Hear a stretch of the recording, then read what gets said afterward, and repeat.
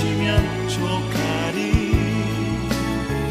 예수님 사랑으로 가득한 모습, 천사도 흠모하는 아름다운 그 모습, 천국에서 해같이 빛나리.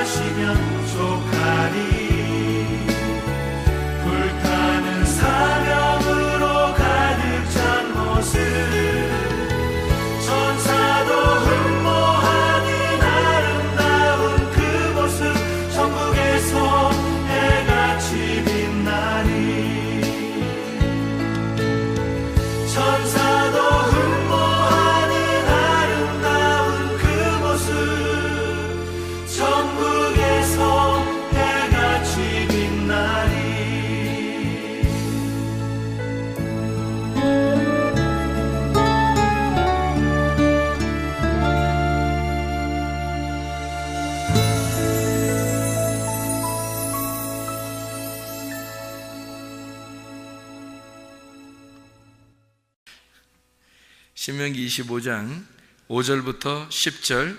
형제들이 함께 사는데 그중 하나가 죽고 아들이 없거든 그 죽은 자의 아내는 나가서 타인에게 시집가지 말 것이요, 그의 남편의 형제가 그에게로 들어가서 그를 맞이하여 아내로 삼아 그의 남편의 형제된 의무를 그에게 다 행할 것이요, 그 여인이 낳은 첫 아들이 그 죽은 형제의 이름을 잊게 하여 그 이름이 이스라엘 중에서 끊어지지 않게 할 것이니라.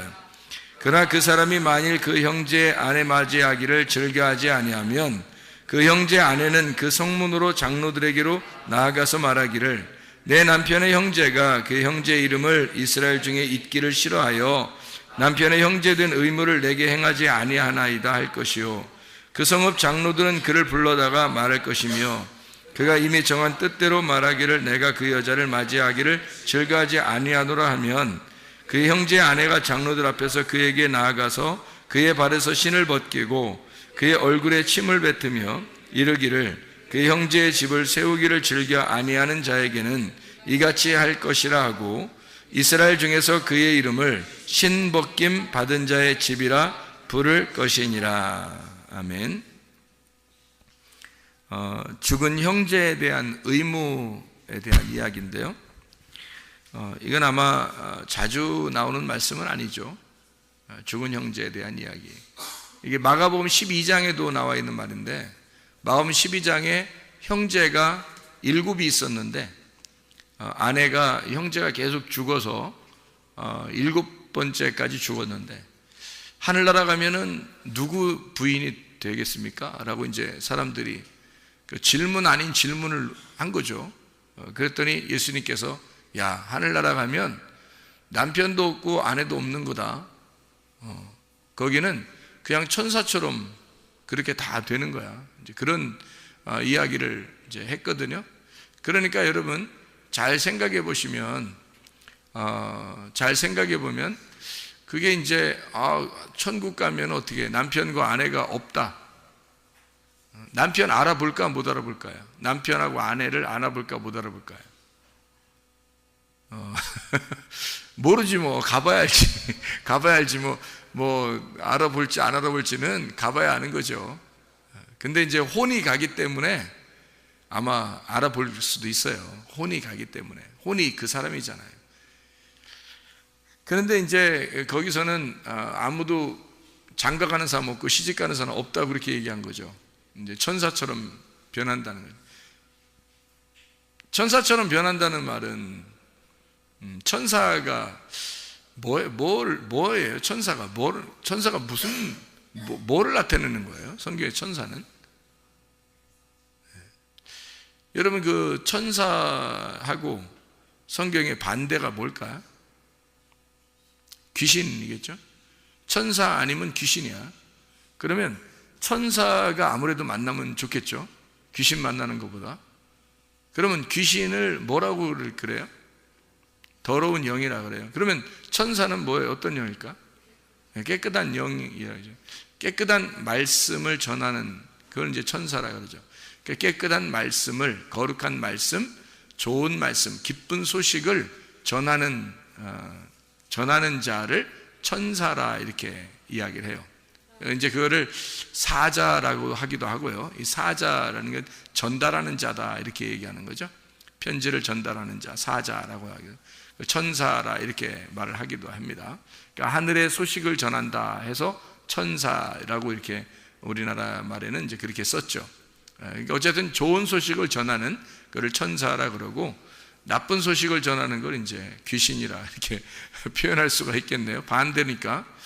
자, 천사처럼 변한다 그렇게 했고, 가면은 시집 장가 가지 않는다 그렇게 했으니까 여러분 생각해 보시면, 장가 시집 안 가는구나, 이제 그렇게 결혼 없겠구나, 가면은 이제 그런 거로 이제 끝나는가? 7명의 남편이 있었어요. 하필이면 7명의 남편이 있고 그 중에 다 남편이 없다 이렇게 된 거거든요. 그러면은 무슨 말이에요? 거기 무슨 말이에요? 하필 7명이네 또 남편이. 남편이 7이니까 7은 뭘 말하는 거예요? 완전한 걸 말하고, 이 땅에서 완전하신 분이 누구예요? 예수님이죠.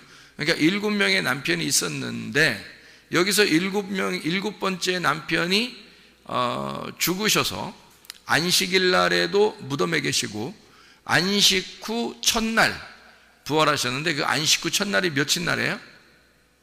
8일 날이죠.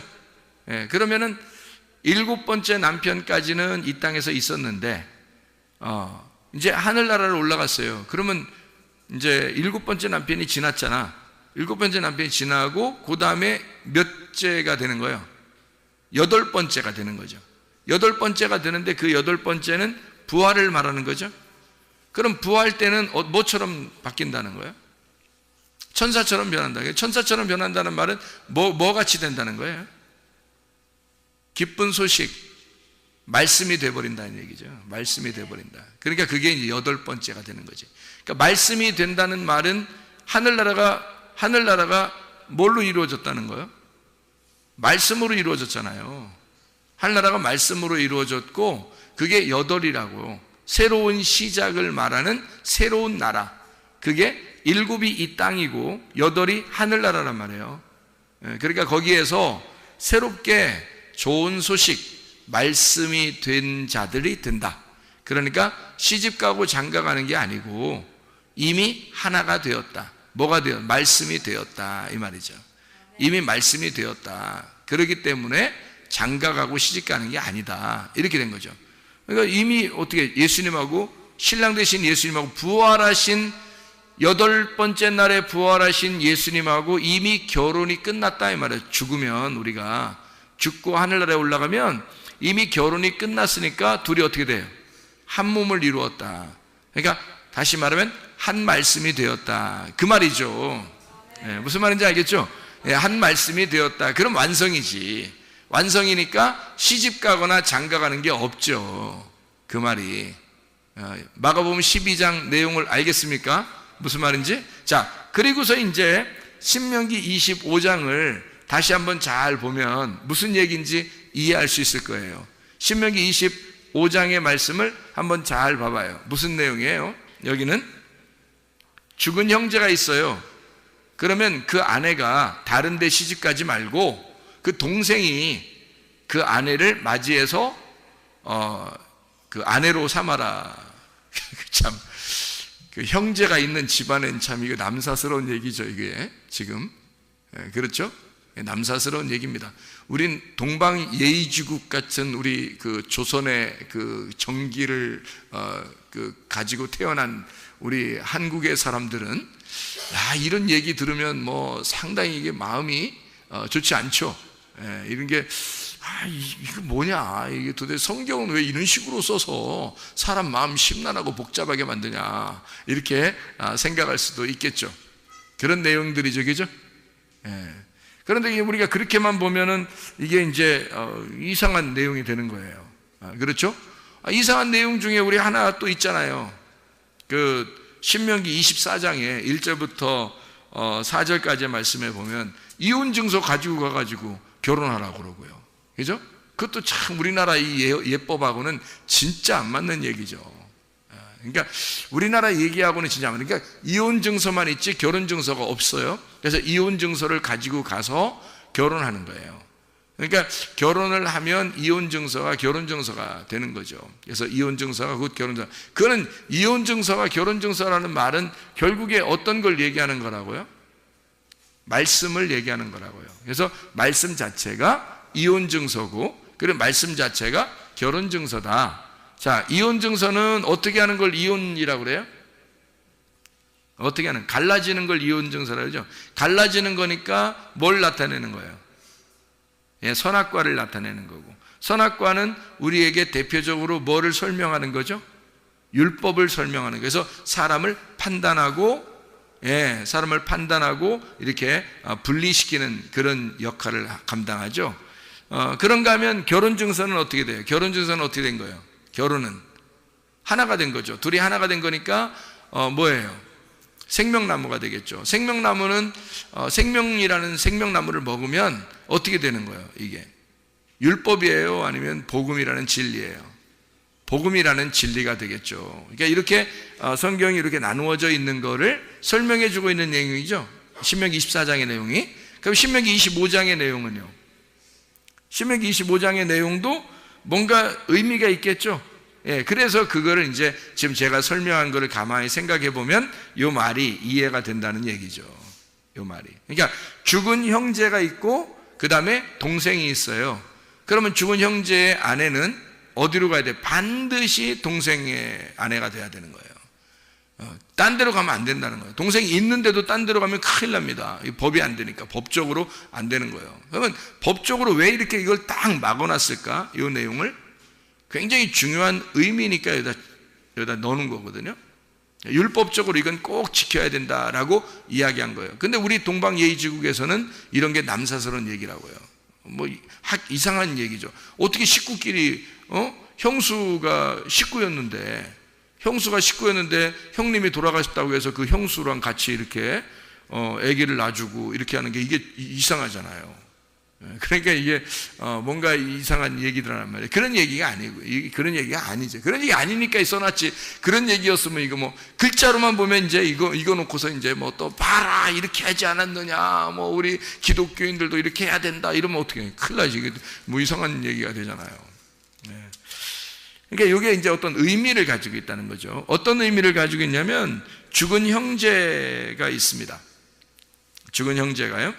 그리고 이 사람이 만약에 자기가 남편이 안 되겠다 이렇게 하면 신을 벗기래요.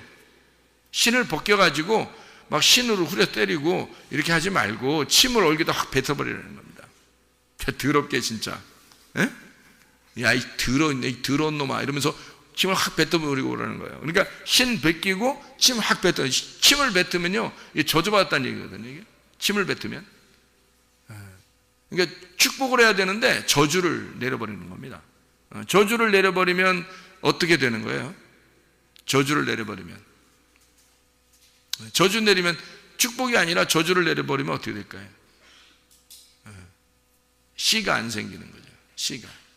그러니까 침을 탁 뱉고 그 신발 확 뺏어 놓고 이렇게 하라는 거예요. 그러면 신발 벗겨졌다? 이 말은 무슨 말일까? 그러면 신발 벗겨졌다. 신 벗기운 자의 집이다 라고 이렇게 부르래요. 신발 벗겨졌다 이 말은. 신발 신고 뭐 하죠? 우리 신발 신고 뭐 해요 사람들이? 걸어가지 뭘. 신발 신고 걸어가지. 신발 신고 그러면 날라가요? 신발 신고 걸어가잖아요. 이게 신발 신고 이게 걸어가죠? 예? 그럼 신발 벗기면 못 걸어가죠? 예. 자갈밭이나 가시밭길 이런 데는 신발 벗겨놓으면 못 걸어가죠? 신발 신고 가야 돼요. 꼭 신발 신고 가야 되는데 신발을 벗김받은 자의 집이다. 그 말은 후손들이 너희의 집에 오는 그 걸음이 멈출 것이다 그 말이에요. 너희 집에 후손들이 없을 것이다. 다시 말하면 씨가 안 생길 거다 이런 뜻이에요. 그러니까 저주하는 거죠. 이게 성경에서는 굉장히 큰 저주입니다. 후손들의 발걸음이 너희 집안에 끊길 것이다. 이건 큰 저주입니다. 씨가 이 성경의 가장 큰 축복이거든요. 그러니까 그 아들이 생긴다는 것이 가장 큰 축복인데 성경에서 그게 없겠다는 거예요. 그 집안에 너희 집에는 그런 게 없을 것이다 라고 후손들이 너희 집에 안 찾아올 거다 이렇게 탁 끊어놓는 거죠. 이게 굉장히 이제 놀라운 저주예요. 이게 그렇다면 여기 이제 형 아내를 형수죠. 형수를 동생이 이제 아내로 맞이해야 되는데 안 맞이하면은 이제 이렇게 된다는 거 아니에요, 여기죠? 씨 안 생긴다는 얘기야. 그러면 맞아들이면 어떻게 되는 거예요? 맞아들이면 형한테 씨를 전달해 주는 거죠. 형의 씨가 대신 동생을 통해서 형의 씨가 형수한테 들어가는 거예요. 그러니까 동생은 형님이 그러니까 아기를 아직 못 낳았잖아요, 형수가. 그러니까 동생이 대신 아기를 낳게 해주는 거예요. 그래서 동생이 아기를 낳게 해줌으로써 형수가 어떻게 되는 거냐면 형님의 씨를 이어가는 거죠. 족보가 이어져 가는 거예요. 그러니까 이거는 단순히 어떤 의미예요?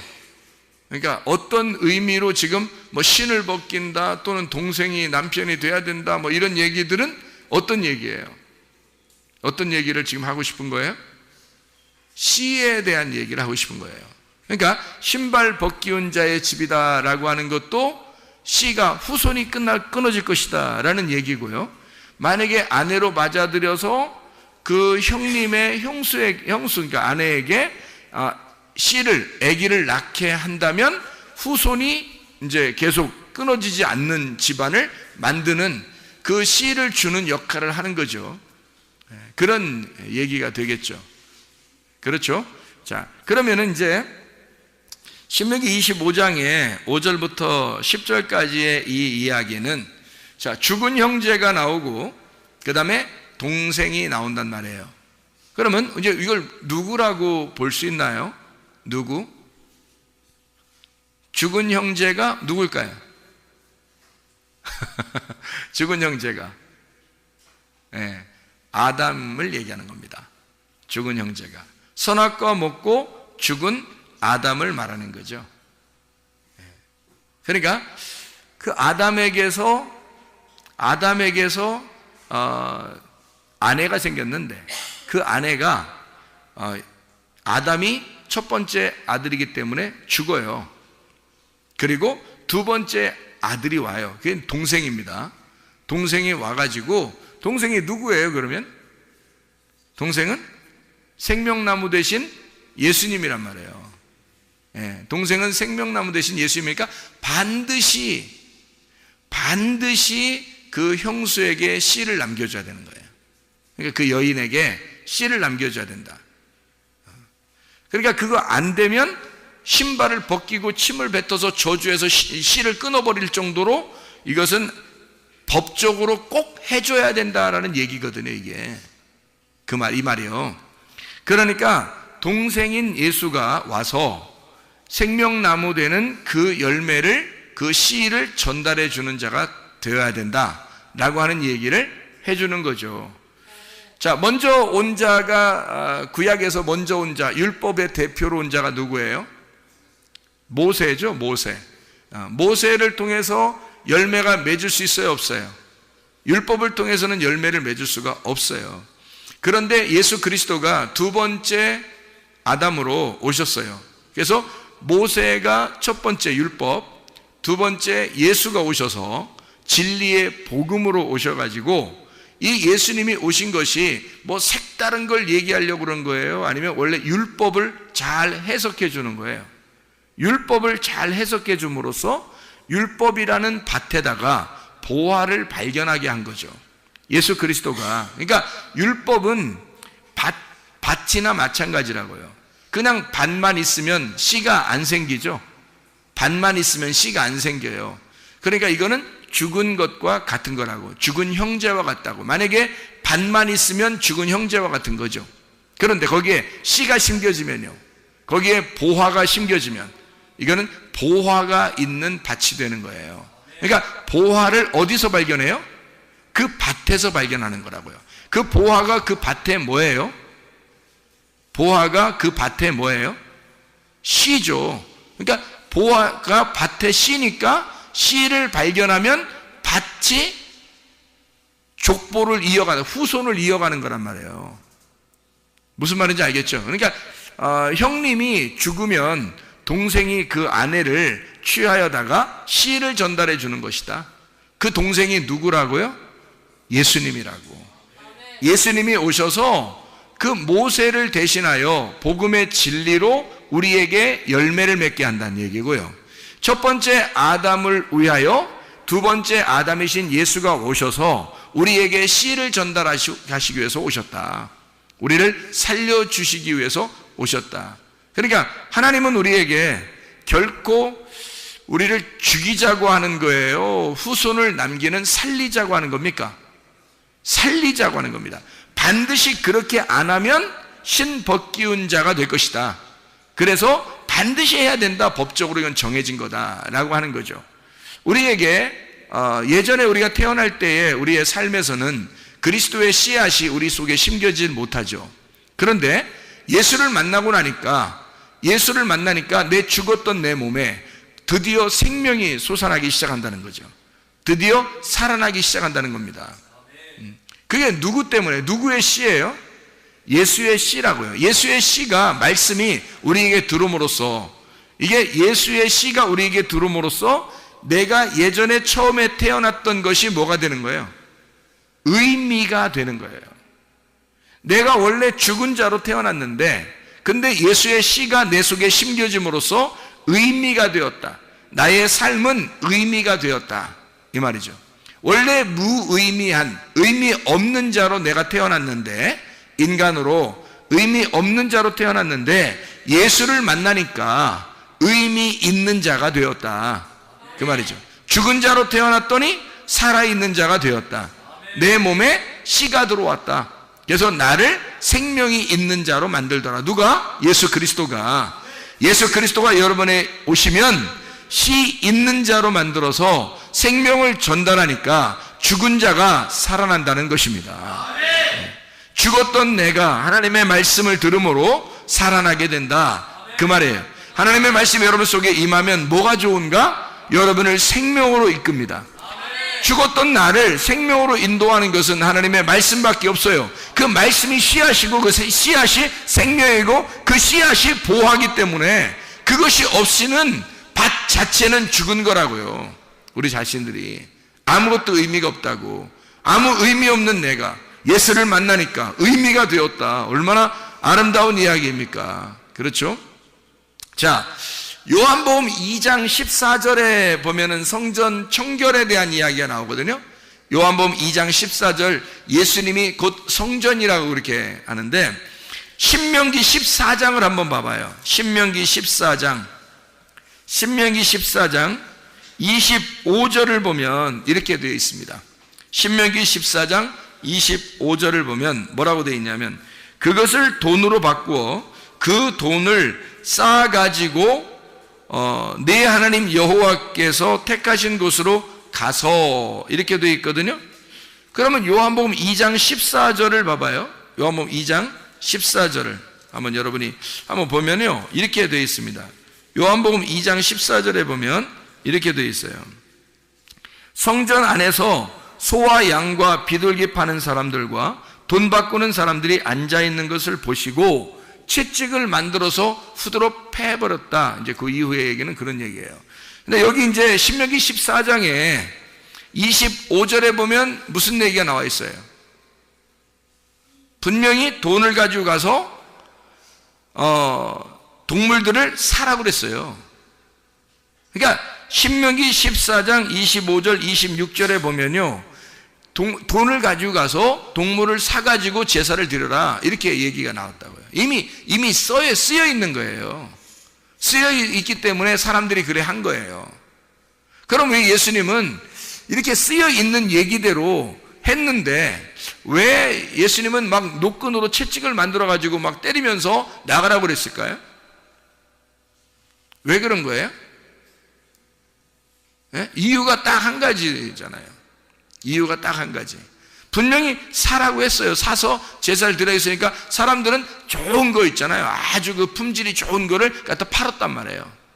어쨌든 제사 드려야 되는데 오랫동안 걸어오고 뭐 이렇게 여행 오고 그러다 보면 중간에 막 죽기도 하고 다리가 부러지기도 하고 뭐 이렇게 사고 나기도 하고 그러니까 이 양들을 못 드린단 말이에요. 양이나 소를 잘못하면. 그래서 그거를 먹이면서 막 가지고 오면 그게 더 비싸죠. 소 한 마리 끌고 오려고 그 먼 길에서 이렇게 데리고 여기까지 왔는데 막 소 먹이면서 와야 될 거 아니에요. 그러니 그 먹는 그 여물을 하고 그리고 소 끌고 오는 거하고 그 노동하고 다 비교해 보면요, 그냥 사는 게 편해. 사는 게 자기들도 다 계산해 보는 거야. 계산해 보면 사는 게 훨씬 싼 거죠. 자기들이 끌고 오는 것보다 며칠 몇 날을 끌고 와야 되는데 생각해 보세요. 멀리서 그것도. 근데 이제 와서 이제 보면은 합격, 불합격을 이렇게 내거든요. 제사장들이. 거기 이제 앉아있는 사람들이요, 합격, 불합격이 내요. 근데 멀리서 그렇게 힘들게 막 끌고 왔는데 불합격 그러면요, 그 여기까지 데리고 온 소는요 버려야 돼요. 불합격 맞으니까. 그 어떻게 또 끌고 갈 수도 없잖아요. 이거 어디 제사 드리려고 끌고 왔었는데 끌고 갈 수가 없어요. 불합격 맞으면 그냥 죽는 거예요. 죽이고 또 새로 사야 돼요. 어차피. 생각을 해보세요. 여러분이 그런 시대라면 어떻게 하겠어요? 돈 들고 가가지고 사지 뭐하러 그걸 끌고 다니겠냐고. 돈 들고 가서 사지. 그렇죠? 당연한 거예요. 그래서 여기 신명기 14장에 써놨던 겁니다. 너희들 가가지고 돈 들고 가서 사가지고, 그런 위험성이 있으니까 돈 들고 가서 사가지고 제사 드려라. 제사 안 드릴 수는 없고 그러니까 그렇게 드려라 라고 써놓은 거죠. 그런데 예수님은 성전에 그거 판다고 막 또 때리고 막 이런단 말이에요. 예수님이, 이 사람들이 볼 때 예수님 굉장히 미운 거야. 응? 예수님 막 자꾸 자기들 방해하니까 다니면서 자기들이 뭘 하려고 그러면 자꾸 옆에 쫓아와서 방해하고 그러는 거 아니에요. 뭐 장사 좀 해본다는데, 장사도 꼭 필요한 장사란 말이에요. 이게 지금 제사를 꼭 드려야 되는데 제사에 꼭 필요한 장사인데 예수님이 막 후드러 패면서 방해하는 거잖아요. 장사 방해하는 거잖아. 막 엎어버리고 막 이러니까. 왜 시장 가가지고 누가 깡패도 아니고 가가지고 막 이렇게 막 시장에서 막 돈통 같은 거 막 엎어버리고 막 발로 차고 이거 누가 하는 짓이에요? 그거 다 깡패가 하는 짓들 아니에요. 근데 그거를 예수님이 하고 있으니까 사람들이 좋아하겠냐고. 예수님을 생각을 해보라고요.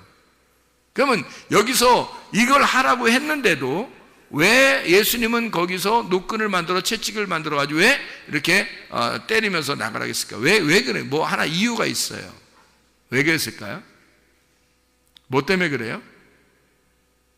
예? 뭐 때문에?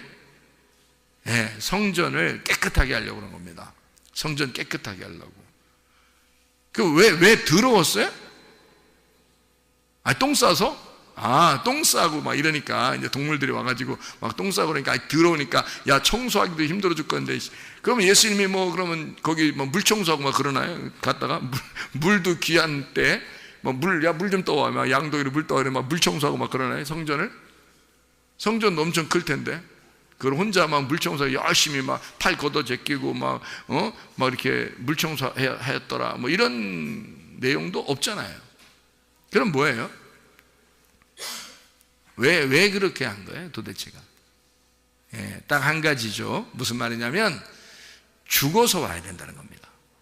죽은 것만 들어와야 된다는 거예요. 근데 살아있다는 거예요, 이게 다. 살아있으니까 안 된다는 거예요. 자, 예수님은 성전인데 자기는 뭐 하러 온 거예요, 이 땅에요? 너희들 이제까지 제사 드릴 때 제사를 산 거를 드리라는 거 성경에 있어요? 없죠. 제사는 구약의 모든 시대에 다 죽여서 드리는 겁니다. 다 죽여서. 그러면 예수님이 자기가 와가지고는 지금 그 죽여서 너희들이 이제까지 동물을 죽여서 하나님 앞에 드리는 모든 제사는 누구를 얘기하려고 했던 거예요? 자기를 얘기하는 거거든요. 예수님을 얘기하는 건데 살아서 데리고 들어왔단 말이에요. 살아서 데리고 들어왔단 말이에요. 그러면 예수님하고 안 맞는 거죠. 그러니까 이건 죽어서 들어와야 되는데 살아서 들어온 거야. 그러니 안 맞는 거잖아요. 그래서 이거를 쫓아낸 거죠. 쫓아내가지고 어떻게 한 거예요? 쫓아낸 이 사람들이 그러면 동물들 끌고 있잖아요. 동물들을 뭐 소하고 양하고 다시 막 쫓겨났잖아요. 비둘기 같은 거 막 이렇게 막 날아다니니까 막 그것도 잡아가지고 또 돈 흩어진 거 그거 이제 주워서 이제 나옵니다. 그렇죠? 나와요. 이렇게 들고 나오죠. 나와서 그 다음에 다시 제사를 드리러 가요? 아니면 그냥 집에 갈까요? 그냥 다시 제사를 드리겠죠. 다시 제사를 드릴 때는 이제 어떻게 하고 들어올까요? 죽여서 들어오는 거죠. 그러니까 이거죠. 살아서 들어온 놈은 안 된다. 그래서 내쫓아버려요. 그리고 죽여서 다시 들어와라는 거예요. 그러니까 예수님이 그 사람들 무슨 깡패처럼 막 장사 뒤집어 엎으려고 꼭 그런 게 아니라, 자, 살아서 온 놈은 자, 나가라 이거야. 일단 나가라 이거야. 나가고 죽어서 들어오라는 얘기죠. 여러분, 죽어서 들어오라는 얘기야. 자, 교회는 어떤 사람이 들어와야 되는 거예요? 죽은 자가 들어오는 거예요. 죽은 자가 들어오면 누굴 만나? 예, 유일한 생명을 가지신 예수를 만나는 곳이 교회란 말이에요. 그게 성전이라고. 그러니까 첫 번째 남편이 죽어서 동생이 그 유업을 이어받아야 된단 말이에요. 예수 그리스도가 교회에서 자기의 성전 되신 예수가 형을 대신하여 그 형수에게 씨앗을 줘야 된단 말이죠. 그러니까 동생이 그 유업을 이어받아야 되니까 예수 그리스도에게 오려면 죽은 자만 와야 돼요. 예수가 유업을 이을 자니까. 무슨 말인지 알죠? 죽은 자만 와야 된다. 그러면 유업을 이을 자는 두 번째 아담이 되는 복음이신 진리의 예수님이다. 그분이 우리에게 씨앗을 남길 것이다. 이 말이잖아요. 그렇죠? 그러면 우리가 산 사람 어떻게 한다고요? 나가라.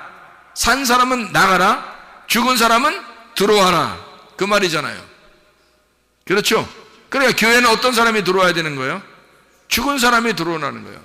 자, 마음 심령이 거지가 돼서 막 가슴이 너덜너덜해진 사람, 마음이 막 찢어진 사람, 이 사람들 어떻게 돼? 교회에 오면 위로를 받겠죠.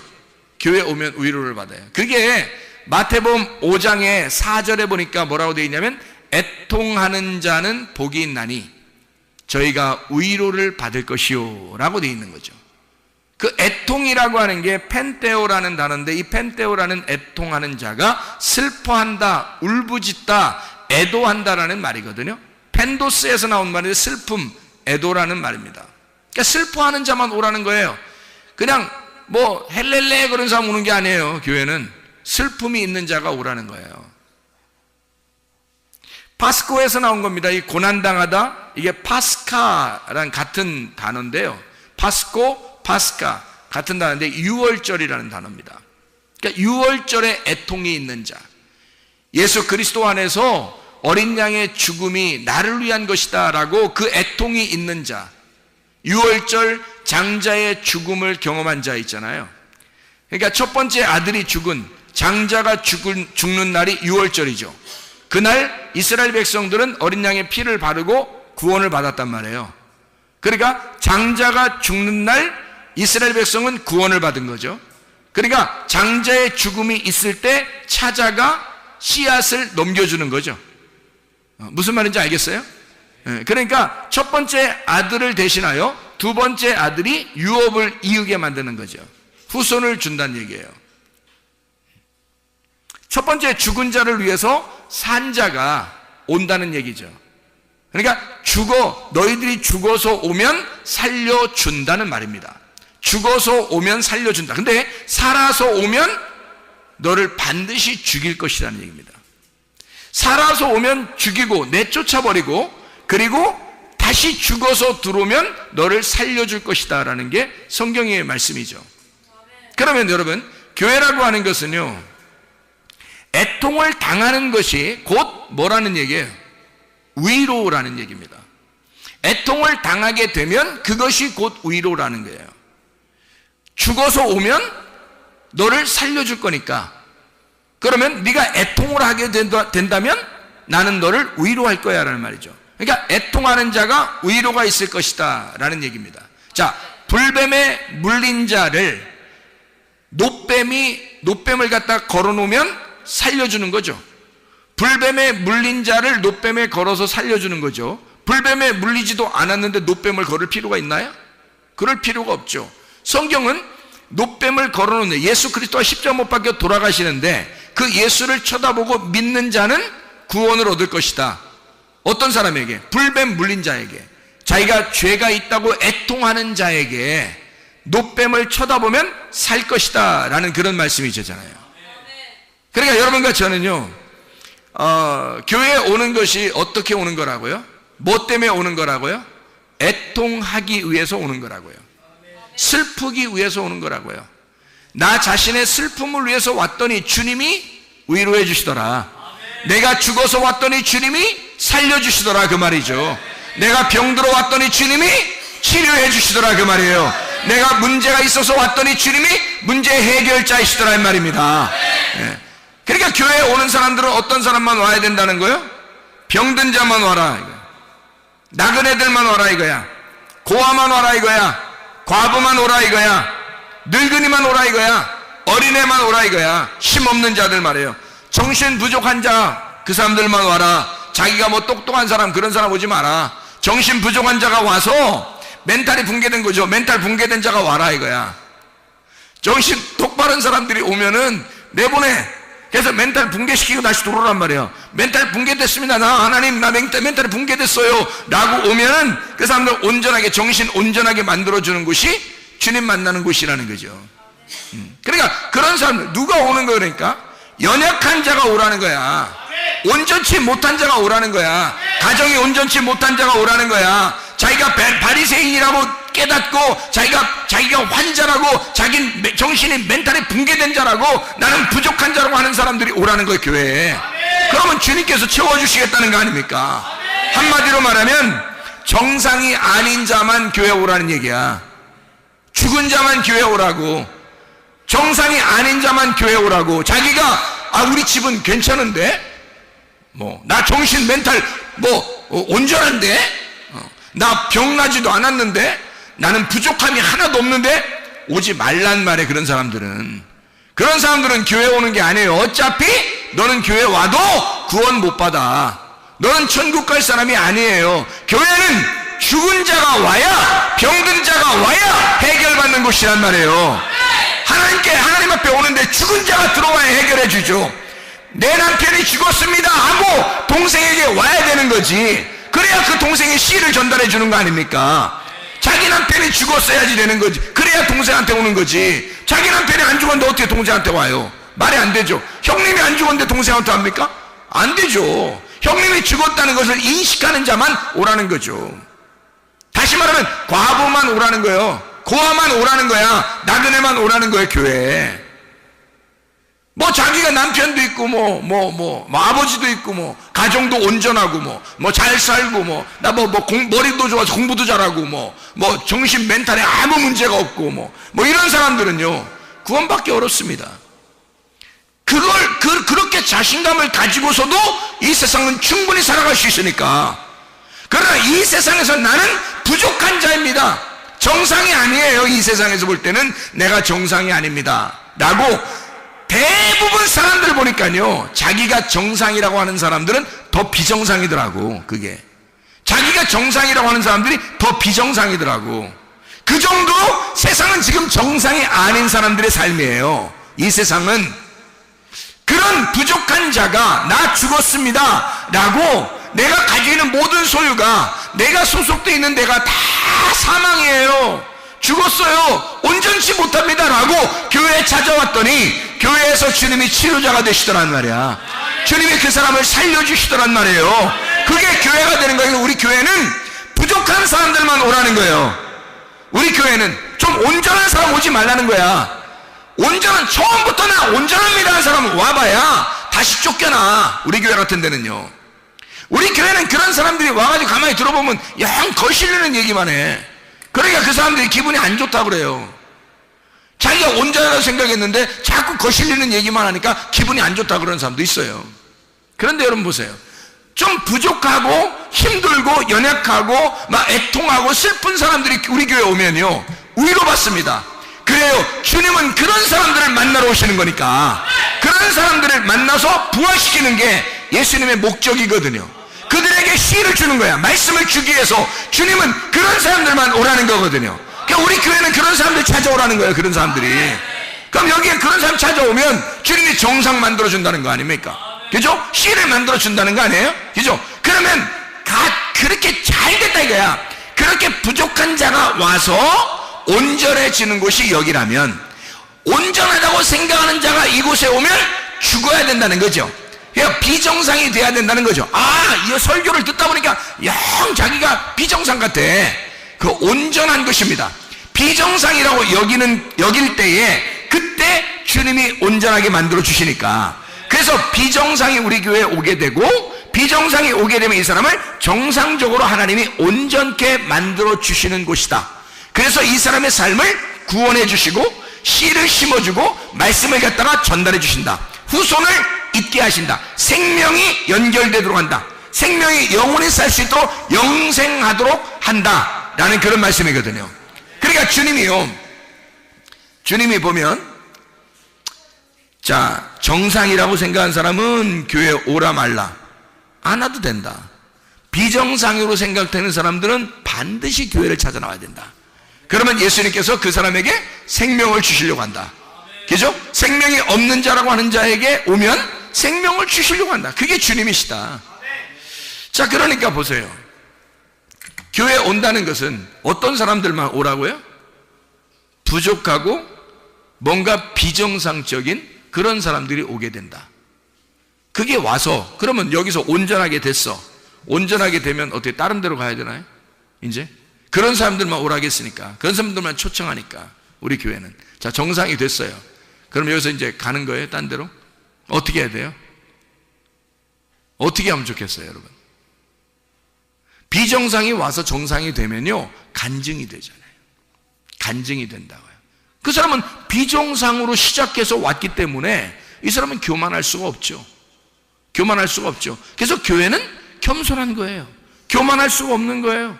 다른 사람과 비교하거나 비판하거나 할 수가 없는 거예요. 왜? 자기가 비정상으로 왔으니까. 뭐래도 부족한 사람이잖아요. 뭐 중독 걸린 사람이 있는가 하면, 정신적인 멘탈이 붕괴된 사람이 오는가 하면, 진짜 병자가 오는가 하면, 과부나 고아나 나그네가 오는가 하면, 뭔가 잘못된 사람들이 오게 되면 이 사람들이 그런 상태에 왔다가 예수를 만나서 온전케 되는 거예요. 그럼 온전케 되면 어떻게 돼요? 그러면 여기서 간증거리가 되는 거죠. 내가 옛날에 이랬는데요, 지금은요 이렇습니다 라고 간증할 거 아니겠어요? 그런 삶을 사는 게 교회예요. 그런 간증의 삶을 사는 곳이 교회라고요. 그런데 처음부터 정상이라고 자기가 생각된 사람이 교회 오면 그 사람 어떻게 해요? 예수님께서 너 살아서 왔구나, 노끈으로 채찍을 만들어서 때려버립니다. 나가라고. 너 살아서 왔구나. 죽어서 와야 돼. 네가 죽어서 와야 내가 널 살리지. 그렇게 되는 거죠. 무슨 말인지 알겠죠? 그러니까 먼저는 죽음이다. 두 번째는 살림이다. 그러니까 죽음과 사는 것이 함께 공존하는데, 첫 번째 죽어서 오는 걸 두 번째 살려서 내보낸다 라고 하는 그런 얘기가 되겠습니다. 여러분, 우리 이 교회에 오면 치료가 일어나야 합니다. 일반적으로 평범하게 치료들이 일어나야 됩니다. 문제의 해결은 그냥 일반적으로 그냥 손쉽게 문제 해결들이 되어야 합니다. 하나님의 그 역사하심을 우리 교회에서 기적과 표적이 평범하고 아주 일반적으로 일어나야 합니다. 그게 우리 교회가 되셔야 돼요. 왜? 교회는 부족한 자가, 병든 자가, 문제가 있는 자가, 비정상적인 자가 와서 해결받는 곳이니까, 그게 교회니까, 그게 예수가 있는 곳이고, 예수를 만나면 그렇게 돼야 하니까. 오늘 이 밤에 여러분이 문제가 있으면 자기의 부족한 점들을 하나님 앞에 내놓고 기도하시기를 바랍니다. 우리 주님은 우리에게 반드시 씨를 주려고 하길 원하고, 주님 반드시 우리를 살려주시길 원하십니다. 나 죽었습니다 라고 하는 자에게 주님은 반드시 후손을 있게 하고 그 사람을 생명을 줘서 영원한 생명을 주시기를 원하시는 주님이시란 말이에요. 우리 한번 기도하겠습니다. 기도할 때 우리 하나님, 내가 이런 사람입니다. 내가 이런 사람입니다. 내가 이런 부족한 사람입니다. 그러나 우리 하나님, 나를 치료해 주십시오. 나를 문제를 해결해 주십시오. 나를 건져 주십시오. 우리 한번 기도합니다. 주여, 주여, 주여. 우리 하나님 아버지, 사랑과 은혜를 감사를 드립니다. 하나님, 우리는 연약합니다. 부족합니다. 그래서 교회를 찾아왔습니다. 하나님 아버지, 주님을 찾아왔습니다. 죽은 자만 치료를 받아주신다고 해서 죽은 자로 왔습니다. 비정상으로 왔습니다. 연약하여 왔습니다. 뭔가 모자라서 왔습니다. 주님, 우리 주님을 만나 온전케 되어지기를 원합니다. 치료되어지기를 원합니다. 완전하게 되어지기를 원합니다. 정상되어지기를 원합니다. 우리 하나님 붙들어 주시옵소서. 그리스도 예수 안에서 거룩한 주님 만나 회복되는 놀라운 역사, 치료되는 놀라운 역사 있게 도와 주시옵소서. 우리 하나님 아버지, 사랑과 은혜를 감사를 드립니다. 아버지 하나님, 우리는 비정상으로 부족하고 연약하고 병든 자로, 문제가 있는 자로 주님을 찾아왔지만, 우리 주님께서 우리에게 하나님의 말씀을 전해주시고 우리를 살려주시기 위하여 정상 만들어주시고 온전하게 만들어주신 우리 하나님이심을 믿습니다. 하나님, 우리의 모든 질병을 치료해 주시옵소서. 문제를 해결해 주시옵소서. 주의 성령으로 충만케 도와 주시옵소서. 모든 비염은 떠나갈지어다. 아토피는 떠나갈지어다. 의장병은 떠나갈지어다. 어지럼증은 떠나갈지어다. 두통은 떠나갈지어다. 류마티스 관절염은 떠나갈지어다. 어깨 통증은 떠나갈지어다. 허리 디스크는 떠나갈지어다. 목 디스크는 떠나갈지어다. 심장병은 떠나갈지어다. 각종 종양은 떠나갈지어다. 감기 문사는 해결될지어다. 협착증은 떠나갈지어다. 건성 피부가 회복될지어다. 우울증은 떠나갈지어다. 불면증은 떠나갈지어다. 공황장애는 떠나갈지어다. 음란의 영은 떠나갈지어다. 건세의 영은 떠나갈지어다. 도둑의 영, 도둑질의 영은 떠나갈지어다. 미움의 영은 떠나갈지어다. 욕심의 영은 떠나갈지어다. 모두 떠나갈지어다. 우리 하나님 아버지, 주 예수 그리스도 안에서 거룩한 하나님의 영이, 정결한 하나님의 영이, 깨끗한 하나님의 영이 우리 안에 충만하게 도와 주시옵소서. 예수 그리스도 존귀하신 이름 받들어 기도 올리옵나이다. 아멘.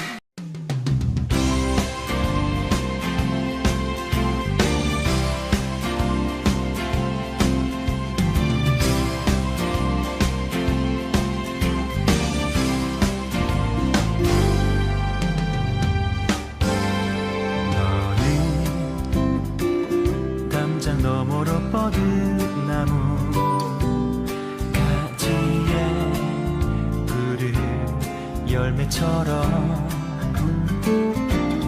하나님의 귀한 축복이 삶에 가득히 넘쳐날 거야.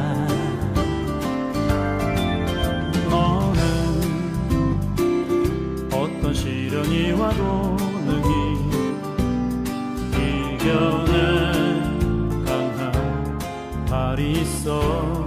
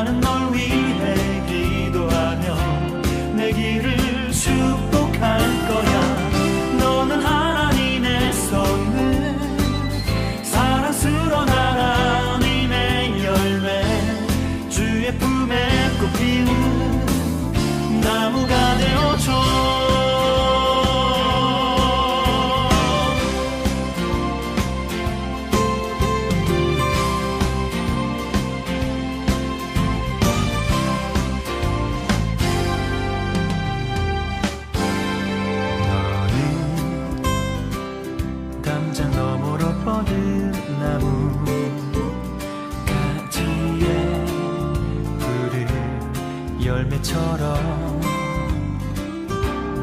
하나님의 귀한 축복이 삶에 가득히 넘쳐날 거야. 너는 어떤 시련이 와도